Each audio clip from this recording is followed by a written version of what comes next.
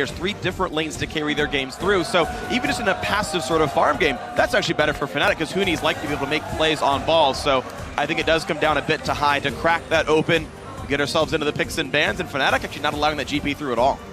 No, just gonna take it away instantly. We were just trying to see what Fnatic could be thinking, maybe if they want to get rid of some of these picks like Tristana, like Azir. We've seen Cloud9 use so well in these siege comps because it's the only strategy we have seen them use because they only played 2 games, and why would you change it when it's working so well for them as a team? If they don't end up banning the Tristana early, we could actually see it picked up on the first rotation, especially now that these teams have been learning that picking Darius that early may not be the best choice. Leaves up an open spot here for potentially one of those strong trading AD carries. The least ban as well from Cloud9. We mentioned it just before how they don't need to get a high priority pick for high because he can play multiple picks for himself, and Mumu is like one of them, of course, standing out we want to see. But they don't value his jungle picks so early in the draft, and also they ban it away. Don't want to risk in case one of these top tier picks are open, they can first pick it. Maybe a Kalista comes in for sneaky, or he just says, you know what, I don't care about Fnatic in it because I can play Tristana into it. Because the chances of Braum right here, it's one of Elimination's biggest champions, and just getting a big front line for Incarnation and Sneaky in the background. But no, it's Darius actually going to start with the top lane front line. I mean, for all we've criticized rather Darius overall, he still has a positive win rate in this tournament. I believe maybe today he evened out, but coming in today, he was still 6-5 overall. So I think he's 7-5 now. He won at the very beginning as well with Darius. And one thing about this early pick is often when he is picked, Lulu is still open, or the other team is already first pick Lulu and the team pick Darius into him, and then obviously they get hard countered, they get kited around so easily, they get denied that the kill with his ulti and the reset. Now Lulu is banned away from C9, so they were setting up for this one, and they're really also saying, Balls, we want to make sure you're on a comfort pick. We don't want to have you just run down the list and then suddenly have a matchup that's not in favor of you. Kalista, open now as well, has been very strong, especially if you have a support that likes going aggressive. Yellowstar doesn't really strike me as that play style, whereas Miffy is very in your face, and then having Fate's Call to reposition helps you a lot. And Fnatic, that's locked in, so early Sivir, Gragas here, very, very safe picks. Yeah, 2 times already Fnatic's played Sivir. They really value their picks so highly on Reckless. The entire team benefits from it when you run triple threat. The movement speed, the team fights they have, and again, the wave clear it's going to give them is important. Gragas is interesting because normally Rek'Sai would be like the go-to second pick, but because it's against a Darius and you want to run a composition that can also kite back, Gragas offers more utility for your team than a Rek'Sai who just have that knock-up.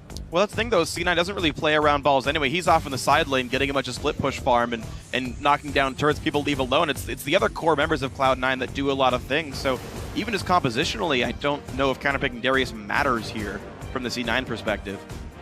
Yeah, that's definitely a good point. Their playstyle doesn't really revolve around him all that much. And even if he gets behind, he still has that peeling in teamfights, because this guy right there, Sneaky, is the one to watch, and looks to go with another Tristana. Interesting matchup with Sivir. Relatively easy spell shields, but Tristana doesn't get threatened that much, especially since Elimination. He really likes playing range supports or Braum. Both work well against Sivir. Either you poke her out or you just simply destroy the boomerang every time she throws it. There are things, though, I like about Sivir against Tristana. Not necessarily the matchup itself, but more what happens outside of laning phase. Tristana is one of these AD carries who's good at taking down towers in the mid game, but her overall damage when she's sitting on just an infinity edge is not the greatest. She needs more items. Sivir is one of these AD carries that can always force plays on the map, who can fight early on because it's not about her damage, it's about the rest of the team as well.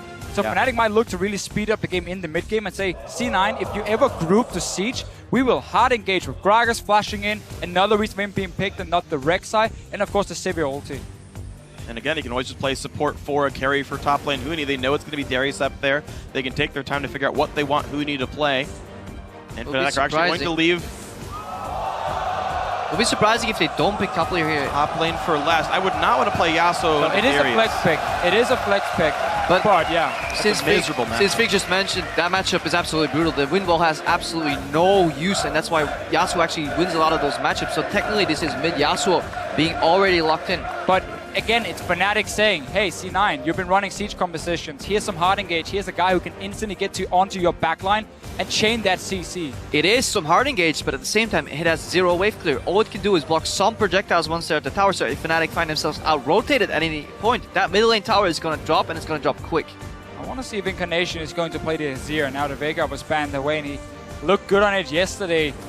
against Rook. He only had that one moment where he got solo killed, but that was about it. He was out farming by like 40 CS or something and always poking down the tower. But it's, again, it's the siege composition for C9. No surprise, elimination of the Black Shield is going to be key as well. Yeah, I love the Morgana pick against Yasuo compositions, especially now that Alistar's W has slowed down a little bit and it becomes relatively predictable. Clutch Black Shield can change the entire scope of a team fight because Alistar will very often flash in for the combo. Yasuo expects it to hit. And Black Shield could even be used against Gragas Barrel. Body Slam, so much outplay potential there on elimination. I wonder how much magic damage Fnatic has. Can they break the Black Shield, or are they forced to succumb to the fact that nothing's going to happen?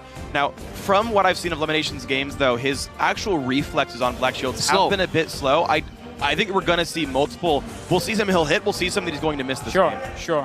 I wonder if Fnatic, if they have an AP top laner in mind against this Darius, Ryze could be potential, but it's just way too slow, really. Unless they move Yasuo top and take an AP mid lane with wave clear. We saw the Heimerdinger hover. Wow. But we'll get back to that hover later. Orianna locked in. So one thing about this Yasuo into Darius matchup is, one of the things we always look at is who can close the gap on him when he swings the big axe. Yep. It's very easy then for Yasuo to dance around minions and get close to him and get these small fights where the damage from the Q is of course reduced from the Darius, but Yasuo has to be so careful he doesn't get caught out. In top lane matchups, you always have to rate the 2v2 as well, so that can snowball it forward. If Reignover can successfully gank for Huni, then he can start maybe snowballing and playing around with that mobility. If at any point, though, Huni dies and he falls behind against Darius, he's going to have an incredibly hard time in that lane. But again, they're looking at balls and they're saying, you have been the weakling of this team. You are not the focus of this team. We can take this matchup and then take it into these team fights where if we look at the amount of knock-ups, Alistar is there, Shockwave is there, we have Gragas coming in. So many ways of chaining that CC and getting the knock-up to the backline, and enough hard engage from Fnatic to say, once you start grouping on the side of C9, we are going to engage. It's not like HQ had no way of starting fights or the Mountain on a Rengar trying to engage. That's not going to happen here for Fnatic. This is going to be really interesting. I want to see how well that top lane matchup goes, because in my mind, it looks so brutal, but Huni can maybe do it here. You guys at home join into the conversation. Hop on Twitter and tell us who will rise by the end of the hashtag C9 win or hashtag FNC win to @LOL Esports. We'll be checking in throughout this game to see how that one goes. One thing we haven't talked about is, yes, Huni can use his E to dash out of the creeps. He can also dash on top of Darius and greatly reduce that damage from that spinning blade. Well, as we get ourselves onto the Rift, here we go. Who's going to be in first place at the end of the day in this group? It's going to be either Cloud9 or Cloud9 and Fnatic together. Otherwise, FNC falls to that tie for second at 1 and 2 in the record here. We move in with Fnatic actually camping a brush. You see this so often. When they're expecting the other team to invade in on topside jungle to get all these early wards for the lane stop, you just hide. Reignover might be baiting and trying to show, hey, look guys, we're doing just a standard 5-man cover all the way down. I'm all here, I'm all alone. But this play, we've seen it multiple times already, to the point where if you see the jungle, you can expect that stack almost. So that seems like a very standard play. I haven't seen the blue side mirror this at all at any given point, so it seems only red team wants to do that. Lamination, confident. So again, they're only seeing Reignover. They think for now, or at least what Fnatic wants them to think, is it's only one guy standing there. They're going to check smart behind. That's big. And they, okay, Alistar's not supposed to be there in this kind of invade, so they don't get deeper wards than this. And now this level 1 for Fnatic somewhat backfired because they didn't get to mirror what C9 just did. There's 0 wards in that jungle because Fnatic were all stuck there trying to set a trap. It is up to Fnatic right now to at least secure 2 quadrants of their jungle. We've seen HQ fail at this before, where they basically got essentially tree buffed, or the convention, or the similar thing that happens right now, where you just lose so many jungle camps in a matchup and you play behind in tempo. But look here for C9. Because they're starting in their own jungle on the top side, Fnatic can do the same near their own blue buff here. So no invades yet, but sneak and elimination, they're moving in. Fnatic are going to do the same on top side. These guys get spotted by a ward, but it looks like it's going to be enough to force Gragas and Yasuo to run away. So elimination is being a little bit aggressive. Makes it a bit of a slow start. So important thing about this ward is it means Fnatic could move away from blue buff and then try and sneak the wolf camp without being stopped. C9 though are going to check it. They see it happen. Fnatic gets that one and then back away. Same thing happening for C9 though. Completely mirrored with the two teams. And Yellowstar going to be harassing what he can. Hopefully they don't give him the ability to steal. That's not going to happen here. Ball's going to get level 2 off this. Difference though is C9 is getting 2 camps at that side and got zone off the blue buff. They may return. Fnatic had to only do 1 camp and move away, so C9 get potentially more experience if they can continuously keep on farming. And of course, both teams ending with 4 members on the strong side of the map for them, where the AD carries are standing as well. Fast push happening on the top side. Should expect exactly the same for C9 on the bottom side. And then, look here, they have already sent back balls and elimination. They do this very, very often. 2 guys going to the vent, but the problem is, 2 guys is not enough. 4 members can easily dive 2, or even just zone them off the tower. You see, Fnatic is already moving down with 3 guys, and Reignover is coming, so this should not work for C9. Yeah, just like yesterday, when Lee Sin or when Hai's on the other side of the map, that's when Balls needs him in the top lane. Again, he's not there to defend, and they will get zoned off. Very, very lazy almost lane swap for C9 in the sense you just send 2 guys late first of all, and then your junglers on the opposite side. Right now, Huni could technically TP down to the bottom side and just take up that entire wave, but he's a little bit afraid of where Hai might be in Lee Sin. And he probably also wants to stay on his top side and get the tower gold and then bounce the wave back. Alright, looks like Sneaky's gonna be solo pushing this turret down. Did get it down to half, and even still on both these waves right now, just to keep track and do some bookkeeping. All the waves are getting lost, but this will be the first turret kill very easily. Yeah, we've seen similar things play out over in Europe when Giants, for example, would try to defend against this European lane style, even with 3 members, and very often they would get zoned off and lose so much. So right now, Fnatic playing it out perfect. Bounce again here for Huni, so the wave will freeze. He won't be zone off experience, and he can do with that wave whatever he wants. And a key thing is that Reckless, if you notice, he stays close enough to get gold, so he gets enough for a pickaxe when he goes back. The difference normally would be you give all to the AD carry, all to your top laner, and your AD carry only gets the average blade, and he's a lot weaker then compared to now with the pickaxe. Sneaky though, as always, gets solo experience and farm in these lane swaps, so he's going to be stronger than a level 2 Sivir, and C9 has to use it. And this is the funny thing though, is this is one thing that Cloud9 is so good at, is their actual pre-match, like 1v0 preparation. They've essentially timed how long it takes Fnatic to kill this, and they were able to solo push, but elimination already on the wrong spot here. Yellowstar and Huni both going for the fight, then Naga comes through, and a level 1 Morgana forced to flash away. Maybe they didn't quite expect that, but Tristana is far ahead of the Sivir when that matchup finally does play out. Oh, they're going for Reckless down bottom lane. Spell shield used on the rocket jump. TP in for Balls, and Reckless has basically nowhere to go. Somebody he'll pop, but Sneaky's gonna be fine. He gets away from the pole, has to flash to deal damage, and Reckless gets out. Huni TP's in, and he's on the chase. He's got the knockup available. Elimination still running around, he's trying to execute. Oh, the flash! Febiven's gonna get it! First blood goes to Febiven from Fnatic. And what a big misplay by Balls. That apprehend has to stick. You can even flash first to guarantee that you landed. C9 could have had a first blood, but instead they get turned around. Reckless lives, that's a kill difference again. And they drop first blood here. Hai. Reckless though needs to know that more people can be on the bottom side, because we haven't seen Hai yet so far in this match. He only showed very, very quickly and then walked back into the jungle and hit himself. And that was good by Hai. He dropped that ward knowing the AD carry may go pathing into the lane. Balls teleported, but the play backfired due to poor execution. The Balls gets a freeze now. Based on everything that happened, that we've now got a lane freeze set up for this top laner, he can immediately catch up with Huni's money. And with the fact that Reckless had to go back to base and has to hide, he's getting behind. But very important for both teams. First of all, you just said it. Balls, he gets the big wave here. He catches up then. Reckless is also getting some minions on the bottom side, but he's sharing it with Yellowstar, so he's still going to be behind in experience. And overall, C9, as long as Balls can get this entire wave, which he's sitting with now, should have an experience advantage after the lane swap. It's actually very interesting to see, because if that initial screw up didn't happen, C9 could have been vastly ahead of Fnatic here. Yeah. Not for elimination dying. The 400 gold first blood, no assists, so 400 gold worth there. You can see Fnatic up 300 right now in this game. 3-2 based on how that all goes, but this got pushed in. Sneaky was able to back for a BF sword, so he's got an item lead over that Sivir. Remember though, the time it cost Febiven to path all the way to the top to chase elimination, he also used his flash, so he invested a lot into that kill, so overall it wasn't that bad of a trade if you look at the big picture. Really the only difference I would like to see in the C9 lane swap, now that they do favor the farming experience on Sneaky's, just keep Balls to 2v2 jungle a bit longer with Hai. Because there's no reason for him to walk into that top lane and just get zoned off. But again, it works because Sneaky gets so far ahead. Let's see what happens here though. Reignover is coming in. Goes to the pole under the turret, gonna get knocked up there, but the slows come through. Huni takes a bit of damage, but Balls can't ult. He doesn't have enough. The kill comes through to Huni.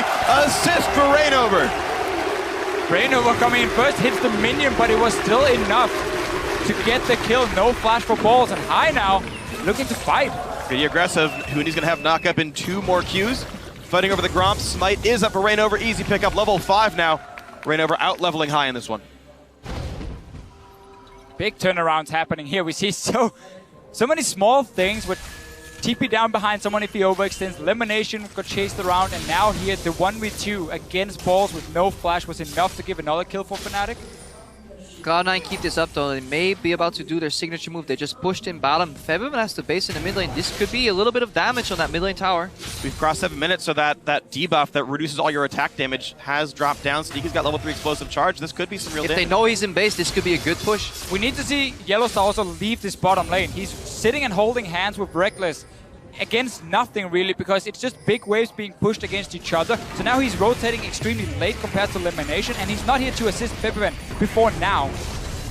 Well, gets it down to half, but the wave clear is good enough. Febiven gets back in the lane.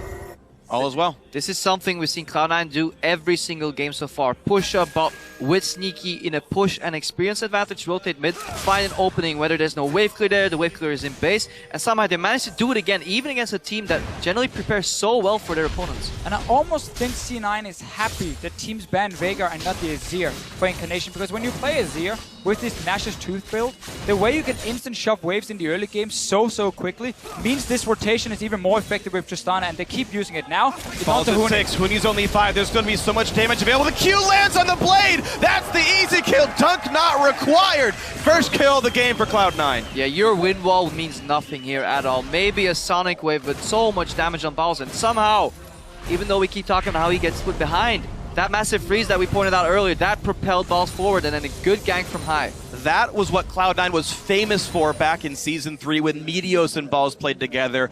Balls would always find a way to push the wave on level 6, have the momentary XP advantage, and dive the turret with the jungler. Textbook, Rainover didn't see it coming. And more importantly, how is Huni going to continue playing? Yesterday, when he made a mistake, he tried to make up for it too quickly and kept on adding to the mistake pile. Instant teleport to match it out. Now he's down 20 CS. Gotta keep our eyes on him, and especially the player cam too, if he's gonna be emotionally affected by these plays. And we just keep seeing the same move for C9. Incarnation instantly push out the wave. Sneaky walks in because he already pushed the bottom side. Now he has to go down and catch the wave, but he's still fine because he keeps slowly chipping away on the mid tower. And it's how this siege composition always gets rolling. And then add in the fact that now Balls is winning. It's just making it even better for C9 compared to the 2 other games we have seen. You know what's funny though is they've cashed in all of Sneaky's CS lead. He was up roughly double for Reckless, but with all those trips back down to mid lane, Reckless is completely caught up on this Sivir now and is a threat again. I will be happy to trade CS for taking down these towers though, because again, Reckless catching up means he didn't do anything other than just farm minions. Sneaky's always applying pressure on the towers. More importantly, if you look at the efficiency of the build path, having to invest early in Boots 2 with a pickaxe as opposed to Sneaky, who can now add up more damage. He doesn't need mobility, he just needs to get into that mid lane and whack away on that tower with just very high AD. Right now, Rainover. Pull in, the dunk comes through and Balls gets it. He's got the Noxian Might. If he can reach Huni, it's an easy kill. High gets the kick flash, the dunk comes through, a double kill for Balls. So Fnatic is falling behind on the top side of the map, and yet they were looking to make a play. Huni's only level 6 right now. These components for him towards the static shift doesn't make him very strong. Getting a static shift though is a big power spike, but before he has that, you don't really want to take any fights when you're already falling behind. Greedy play from Fnatic on the top side, C9 responds perfectly.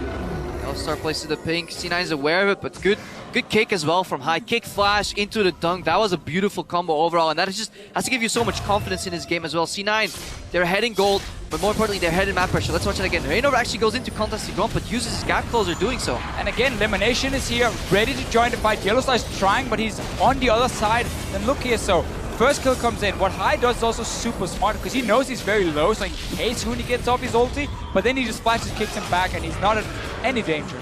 And so greedy. Rainover could have flashed that binding. He saw it coming, but he thought he could live. He also decided to use his gap closer aggressively. So Fnatic simply not respecting C9. Now Febiven's getting jumped on in mid. He's zoned out. Black shield. Yeah, shield's gonna be fine. Not a lot of damage taken on either side on this. Then he gets pushed out. You just gotta be careful though next to that ball. Good shockwave, down to 500 health. Summoner heal forced out of this. Doesn't care about your ball. Shoot you in the face. He's got 2 on his team. They got good walls around it as well for C9 on the bottom side. So, sorry, for Fnatic on the bottom side, C9 is taking more on the top side for them. But they don't really care about this vision coming in for Fnatic at the moment because they're just moving so easily between the lanes. It should be very predictable because whenever C9 is pushed out the bottom side and Sneaky goes missing, well, he's obviously running mid to push the tower. So that vision for Fnatic right now, they haven't really been able to use it. And it's just Fabian sitting, trying his best to wave clear while Reckless is constantly sitting in a side lane, catching up or trying to catch up at least. Right now, it's an 800 gold game. C9's lead. Turrets equivalent. Dragons none taken. 1 kill up. What I do like about this game is that we haven't really seen an early Dragon because it puts you so far behind in lane swap situations. They rather trade the potential time that it took them to do Dragon to hit towers, and they create map pressure, open up the map, then get deep vision, and then easily pick up. This is about the time they come out can actually start looking to pretty much gate a free Dragon. Hey, we just talked about how Yasuo needs that static shift as the first big spike for him. It is completed for Huni, and instantly Fnatic is saying, okay guys, we have fallen behind on the map. Our mid tower is slowly but surely going down.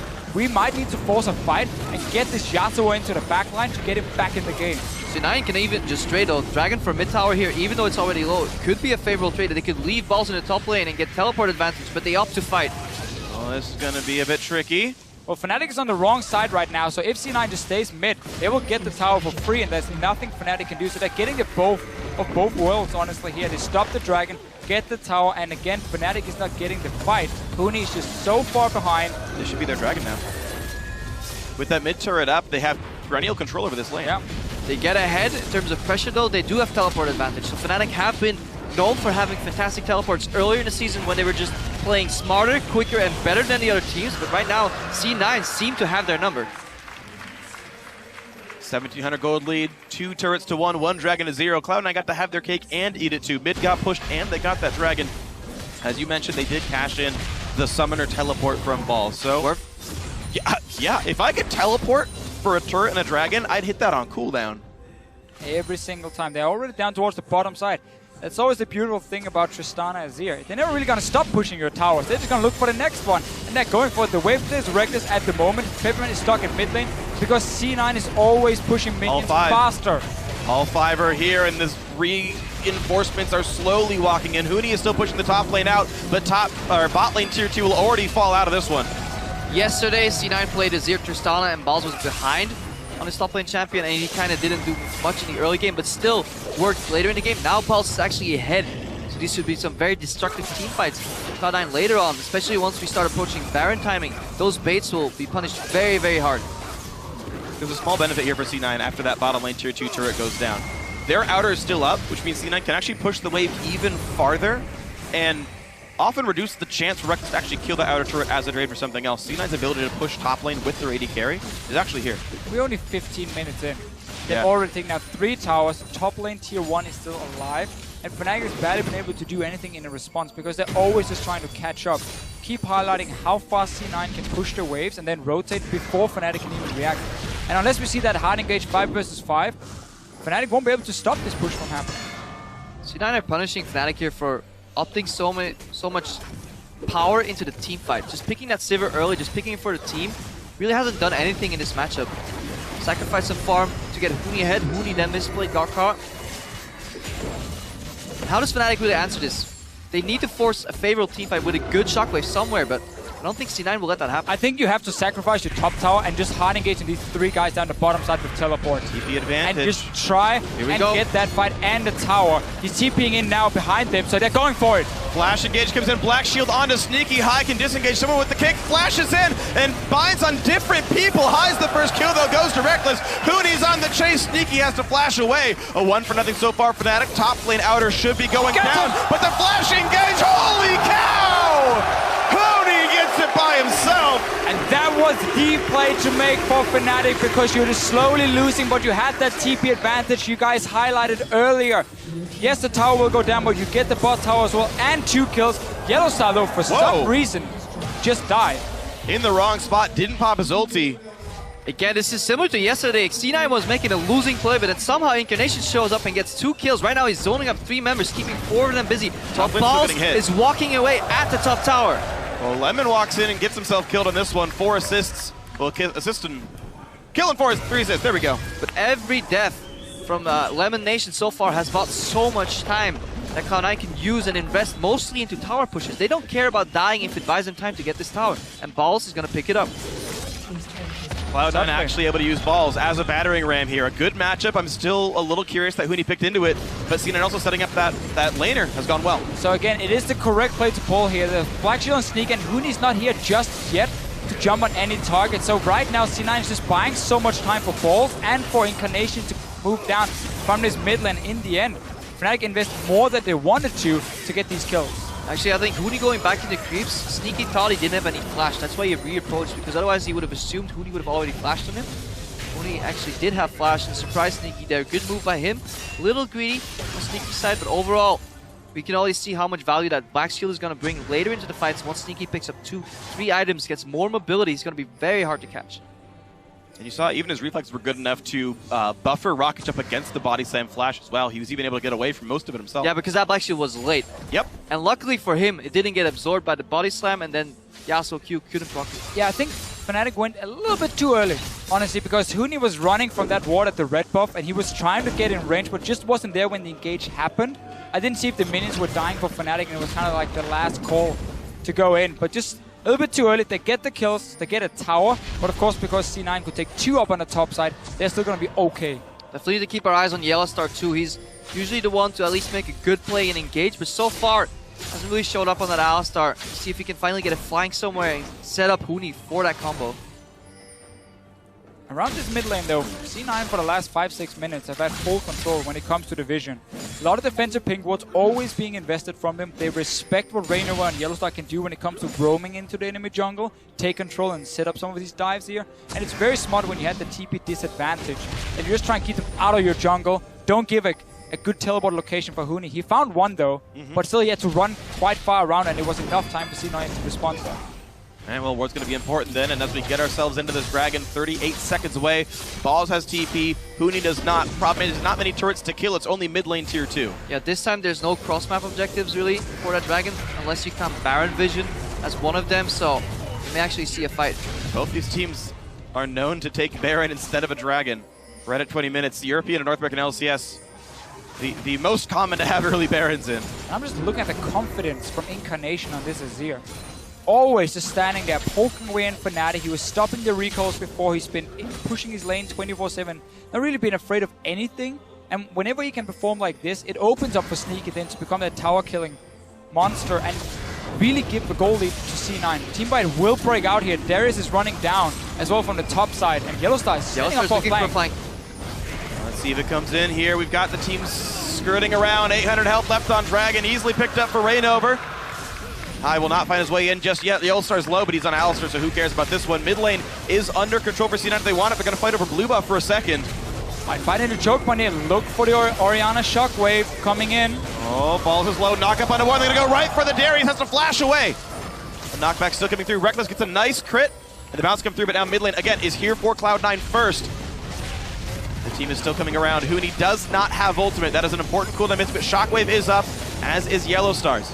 And again, we see the value of that Black Shield Yellowstar flank got completely negated, and then he didn't chain combo Balls down there. Balls could have and would, or should have died rather, in that combo, but he managed to flash out in between the knockups. So, slightly misplayed that from Fnatic. And again, they left their mid lane open.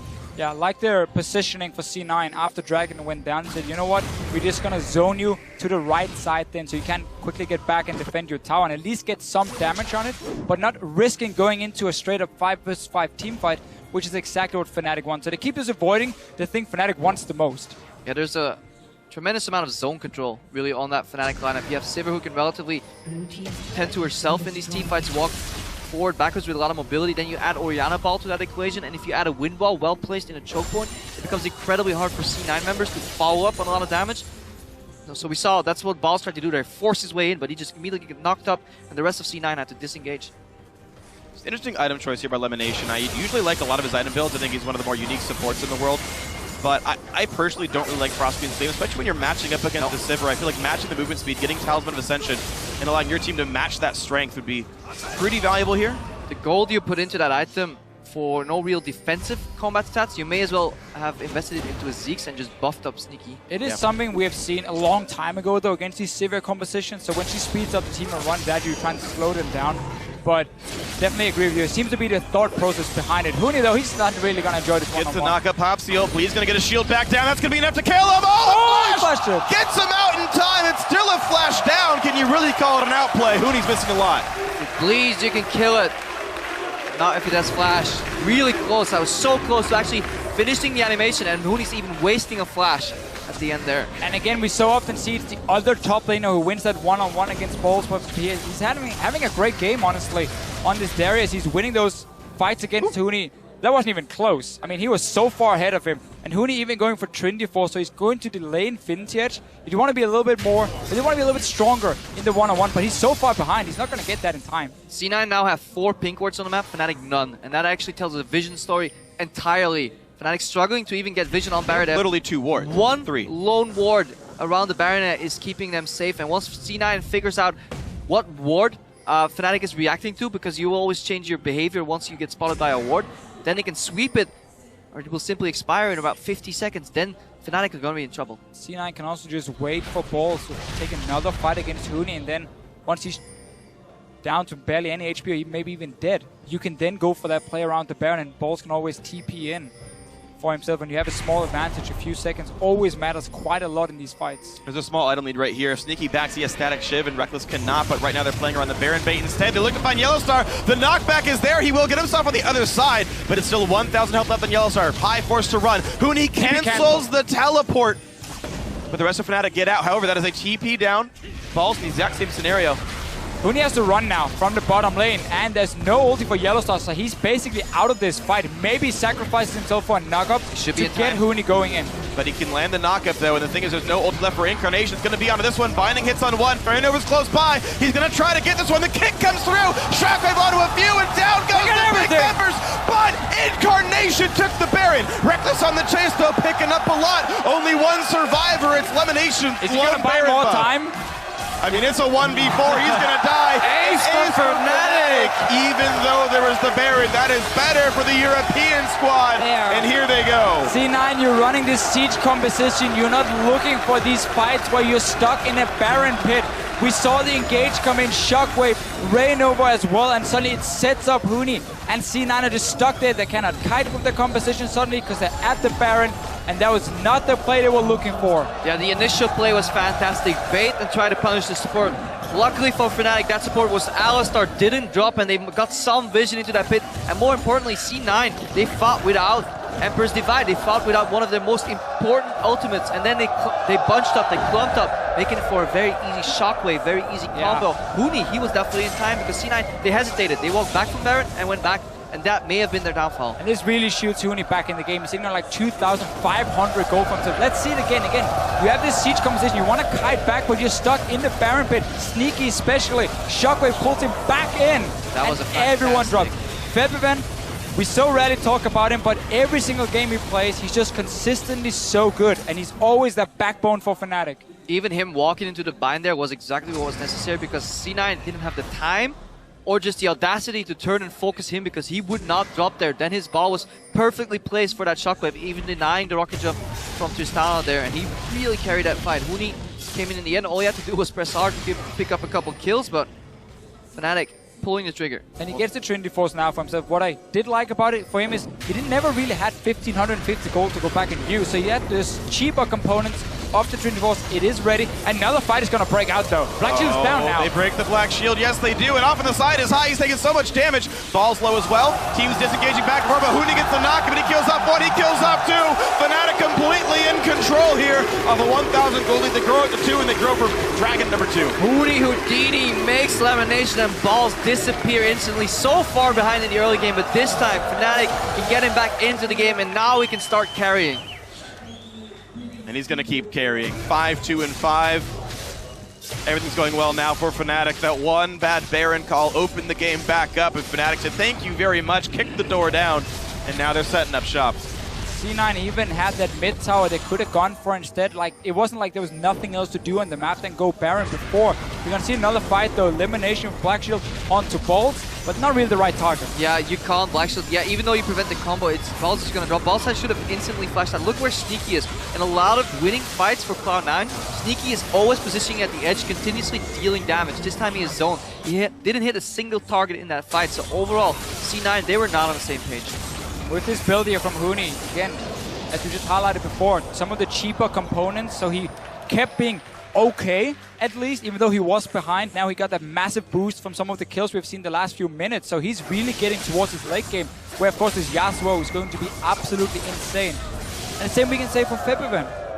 Just sitting in that mid lane, going even at first with Incarnation and Farm, but the shockwaves in the team fights, they're going to be key in the future for Fnatic, and he's obviously already sitting on 3 items as well. Yeah, both these mid laners actually scaled fantastically.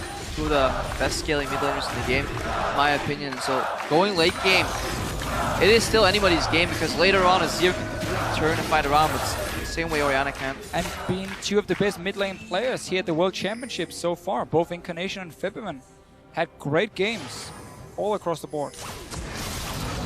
Oh, dear Lord. Elimination. Black shields himself to survive, but he's gone, just out of range. 2 ults popped. Barely made it out of that one. Barely. Oof. Fight was explosive. All right, well, Fnatic get turret number 5. They've equalized this score for themselves. By all rights, this team is now winning here. And again, it is a 3-threat composition. They've got very big tanks in the front line, a full tank Gragas plus an Alistar. C9 can't hope to compete with that. Yeah, this is the style we're used to seeing from Fnatic. Triple threat consistently, similar to Origin, both European teams here. Really like playing that style, having a disengage or at least a peeling support on the Alistar. Very often favors Alistar, used to play some Janna too, just to keep people alive there. It does have some weaknesses if it falls behind too early, but there's always a comeback potential, especially with Baron, because it's so valuable for all these carries. Well, baited all C9 in, and Fnatic felt good about this one. So 4,000 gold now puts Fnatic squarely in the lead as we crest 30 minutes into this one. A Righteous Glory now done on Yellowstar plus Distortion Boots, so a lot of flash combos, a lot of engage potential here for Fnatic. Of course, many of these members can set up for Huni's ultimates. And that's where these siege compositions really start falling apart, when they can never get to groups safely because there now are so many ways for Fnatic to start the fight. C9 then has to opt into basically what's going to have to be the perfect team fight for them. The Black Shield for elimination has to be either Sneaky or Incarnation, whoever gets comboed from Fnatic, but there's enough AoE explosions to hit both of them. Especially later on in the game, these fights don't happen that very often, so everybody has flash reveal, and on Fnatic's side that means flash combo, flash body slam, Huni carry over to knock up with his flash too, so many dashes and just flashes that C9 has to worry for, and they only have 1 Black Shield. And of course C9 knows it's going to be all about team fights, so I quite like that Balls in this game went for Randuin's Omen instead of the Dead Man's Plate, because you want that reduced damage on the crit, obviously reduced attack speed as well for both the Yasuo and for the Sivir. So at least he's also building this to be a frontline tank right now. The problem is just that Fnatic is always going to look to get to the backline instead of him. Oh, High gets Black Shield, finds Febiven, kicks a couple guys back, but he only gets Yellowstar the farthest. There's the knockup, there's the explosive cast, but no follow-up yet for Huni. They chase down the support, there's the only find the pop. Incarnation goes in, he knocks back Huni. He's got a flash over the wall, Balls can't quite reach Reckless is not but here. they're still looking for Febiven. Reckless is pushing the base on the top side of the map. Fnatic disengage the 4v5, and they're killing the base. Huni's in already, that's at least an inhibitor. C9, they saw that Reckless were pushing, they thought to themselves, we can get a 5 versus 4 team fight. High went in, but I think he kicked back Yellowstar, and they simply couldn't lock down the rest of the members. Yeah, there was no way to produce those resets that Sneaky needed to clean up this fight and potentially then later on trade inhibitors right now. Yeah, High goes in, yes, but he selects 2 out of the squishy, like 2 of the non-squishy members of Fnatic. They have 3 threats, but they have 2 tanks, and those 2 tanks were peeling in the front. Nobody was threatening Febiven, even though he was out of mana at all. They walk backwards, teleport top, take a free inhibitor, and now Fnatic can easily control the game. Let's see, Baron has spawned, and C9 is already here trying to clear away the vision from Fnatic, but they spotted at the same time, so they're gonna be here and ready to fight. Not a lot of flashes though on their Huni side. has a flank though, look at the top left. Damage, 3,000 health, here comes the team, massive knockup, oh dear lord! That's gonna be brutal, blue team does pick up the Baron, the kills are trading, Balls does so much damage, a spell shield from Reckless, he gets crit, here goes Sneaky, the ult is not quite but Incarnation gets it, 2 deaths versus 3, Cloud9 come out ahead. That was a fantastic combo, going in, shooting his enemy into his mid lane to produce a reset to then get out of fight. That was an incredibly ballsy play. Holy cow, and Huni never got to ult in that one, I believe. He wasn't there quite in time to make the whole combo work. But again, for C9, they know when they're fighting in this Baron pit how difficult it is for them. Huni flies in, but exhaust is onto him, and I'm not even sure who he's ulting. I think it might be Elimination. So there's not enough damage on the correct targets. And in the end, Balls gets that first ulti off. He gets the second one. Sneaky knows, okay, I need to get Reckless down or at least close to someone else. Incarnation says, thank you very much. Picks up that kill. What actually happened there, Huni pulled the trigger too early. Alistar W also procs a potential knockup target for the Yasuo ultimate, but later on you obviously want to chain the ulti on a triple Q. That's what Yellowstar was looking for. He eventually knocked up multiple people, but Huni procced it too early on the W already, and that actually meant that he only got the support and later on just didn't do any damage. One small thing about the mechanics of that ultimate is it does give you a small grace period to get additional targets, actually. I didn't watch closely enough to see if that happened there, but there is, sometimes you can get multiple even if you ult early. I really just want to highlight, with these two teams, the calls that are being made in this game, how insanely hard they are to pull off when you're sitting in the heat of the moment, where Reckless is pushing down on the, at the top side, and Fnatic is saying, you know what, we can buy time for you, and C9 is saying, you know, we can engage, we can look for that pick, and now after, C9 rushing to that Baron saying, this is the call we need to make to get back in the game. And there's so many insane calls, and they're so risky, a lot of them, but they're working so far at least. And it also tells you that shot calling just trumps individual play. A lot of these teams coming into Worlds with very highly mechanically gifted players, proficient, you know, in terms of ranking, solo queue, so skilled at the raw elements of the game, but then they fall apart when it comes to macro play. And C9, they've shown before what they can do on the map. Yellowstar now leading Fnatic through some really good rotations, getting an inhibitor right there, almost stealing that Baron too.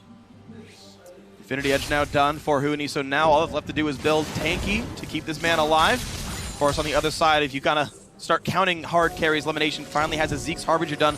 Problem is, this Morgana is dying very quickly, and she can't buff Tristana very much if she's dead, so that is one thing to actually be a bit concerned about, is Elimination's 5 deaths is a worrying trend for C9. And it does put Sneaky on 90% crit in these fights. That is if he gets it. If he gets it, which he can get easily. Zeke's Harbinger actually allows you to focus frontline for a little while. Once you engage, you can jump in aggressively because there's not a single person, maybe Feverin, that can actually outrate you once you jump in with that 90% crit. Could be something to watch then if Sneaky can have the auto attack uptime to kill whatever he wants. Blue Elixir picked up for Elimination, so he's going to have some more damage in team fights. And a little bit of ability power for the Black Shield. Bottom lane is the target here. Even though Cloud9 is a team that had killed the Baron off, they're still the defensive ones here. Also, a lot of winning fights for Fnatic did come from flanks, and as C9 pulls back into their base, it's incredibly hard for Fnatic to make that happen. That could be something they have to look out for, that they don't over-engage, because it's incredibly easy to play Morgana when all the enemies are in front of you. It makes Black Shield life a lot easier compared to having to watch multiple flanks, potential flash scenarios, just add so many variables to the equation. Still have to highlight though, with this build from Elimination, it requires him to sit very far back to stay alive. You mentioned yourself just before here how he cannot be in the front because he needs to buff up Sneaky. So their team fighting power of Morgana, when she can go in with her ulti and hit multiple guys, goes really far down, and he just becomes basically this Black Shield bot onto Sneaky. With his positioning so far, it's not been working because he has been caught out so many times. And Fnatic honestly look for him as well because the Black Shield always goes on to one of the carries. So you aim instead for the Lee Sin, you aim maybe for the Morgana and take them down first. One Black Shield every 9 seconds. Black Shield can last up to 5 seconds, so that Black Shield buff could be very efficient for C9 here. Yeah, good coding on that Black Shield bot. We'll see if it holds up. Maybe Fnatic can decompile Elimination and it gets a lot worse. Right now, Cloud9 trying to hold equal. Still a 4,000 gold difference. Means less over time, but we're still at a tricky part of this game. And there is an open inhibitor now Fnatic can go towards and take that 5-on-5 teamfight around it. Don't have to deal with the towers, but of course you always have to respect the fact that, first of all, running back to the fountain and healing back up means you can rejoin a fight, and also with these turrets near the Nexus around it, it becomes very difficult to over-chase, which, funny enough, is what Fnatic's composition likes to do. Jump into that backline, get very deep inside the enemy base, and that can be tricky. So C9 should be able to hold this defense for 2 more minutes, and Fnatic might just say, guys, let's wait for Baron, let's play a little bit safe, and then we can maybe bait a fight around that area.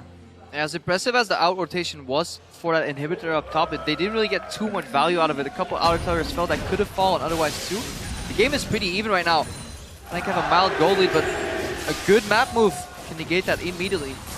And Cloud9 known for good map moves, but Fnatic have made plenty of good choices themselves in this game, still sitting 14-8 in kills in favor of the Europeans.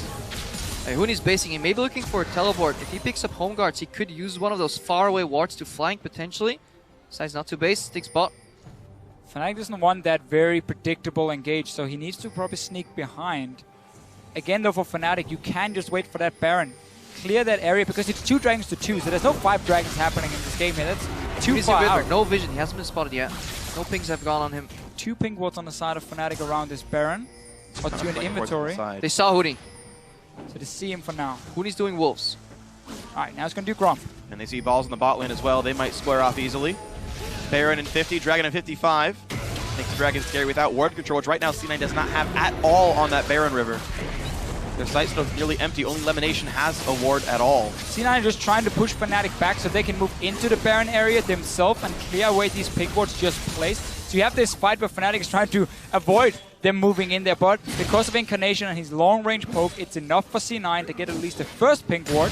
But still, a very, very close battle between the teams. Huni's sitting on 2,000 gold, which means he actually wants to base and shop, get an item, perhaps upgrade his boots into home guards, but this does give a favorable wave here for Cloud9 on the bot lane. That's what split pushing is all about, when neither team can really make a mark or dent in the mid lane. It does become all about watching that side lane. And there's a dent to be made in that side lane. Of course, Balls has so much armor now with a Thornmail. Huni can't really get through him, so that's an unequitable lane there. C9 get that one pushed in as well. Always something to keep in mind. He really has to land that ulti for that armor pen, and even then, it's going to be incredibly hard. Yeah, he's going to save it for the big team fights. Going 1v1 this late in the game has no value really for both these top laners. Balls is he has the big tank in the front line. Huni's he has the assassin who wants to get the back line. If these fights go long, Huni can get multiple ultis off. His ulti's already down to 30 seconds cooldown.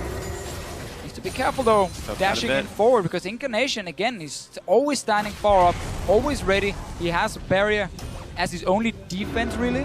And then of course he trusts Elimination to give him the Black Shield in case he's too far forward. Elimination is actually starting to out-earn Yellow Star money-wise, even though Yellow's got 3 more assists there. Just it's a better Gold Generation item, honestly. Organa gets a ton of money, and that can matter, getting your next big item in. Yeah, mid-game, nobody waits to give you those relic stacks. That time is long, long gone. Even fighting against his own turret, and look at that. Sneaky was able to solo the Dragon. Bot lane was still pushed out. C9 controlled mid. Both sideways pushing for C9 too. They have that turret behind them for safety. Now they're sieging mid, so they're using triple pressure on all the lanes. Oh, be careful! Here's the jump in. It's a 2-man ult. He catches Balls. Sneaky's out. There's a turret alive. They gotta be careful. A big knockback, and that's the kill into Morgana. Azir goes down as well, but the dunks are coming through. A double kill for Balls. A triple kill for Balls. Holy cow! C9 gonna get kill for Balls. Holy cow! That's why team's been picking Darius. Cloud9 have 3 members alive. And what an aggressive use of flash ulti there for Incarnation. He knew he would drop in the fight, but he would generate so much damage for resets on both Sneaky and Balls. And it means they might win the game right now. Look at the respawn timers. 30 seconds. Would you believe it? This is a group where 3 teams could have taken first place, but it's Cloud9 who did it. The 4th that no one counted in. The 7th place North American LCS team. The Cinderella story is still alive. They are undefeated in the World Championship, and Cloud9 are 3-0. If you told me that C9 would get a pentakill, I would say, okay, it's Incarnation or Sneaky. But Balls. But Balls gets it. He had a great game. He didn't fall behind early because he got that massive wave in the top lane. And then in this last team fight, Fnatic even jumped him. Huni ulted onto Balls, the big tank. But then we see the power of Darius. Once he gets rolling in those fights, he gets the first kill, second kill, third kill, fourth. And then the pentakill in the end. C9 finally feel like a team again. In the way they play around the map, in the way they play out the game, and more importantly, in these team fights. Sneaky, he jumped in knowing he could die, but he relied on